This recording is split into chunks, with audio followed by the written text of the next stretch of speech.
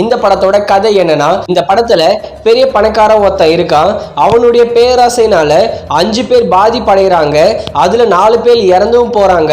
அதுல ஒருத்தன் தப்பிச்சிடுறான். அதுதான் நம்ம தேவா தனுஷ். இவரு திரும்பியும் அந்த பணக்காரன் கிட்ட மாட்டிக்கினாரா இல்லையன்றது தான் இந்த படத்தோட மீதி கதையே. நான் சொன்னது ரொம்ப ரொம்ப சிம்பிளான ஸ்டோரி கதை. இந்த படத்துல இன்னும் ஏகப்பட்ட விஷயங்கள் இருக்கு. இந்த படம் ரொம்பவே நல்லாவே வந்திருக்கு. படத்தோட பாசிட்டிவ்னா தனுஷ் தான். தனுஷோட பெர்ஃபார்மன்ஸ் ரொம்பவே வேற லெவல்ல இருந்தது. இந்தியன் சினிமாவுடைய சூப்பரான நடிகர்னு தனுஷ் மறுபடியும் நிரூபிச்சுட்டே வராரு. வேற லெவல் பெர்ஃபார்மன்ஸ் கொடுத்துருக்காரு இந்த குபேரா படத்தில் நம்ம தனுஷ்.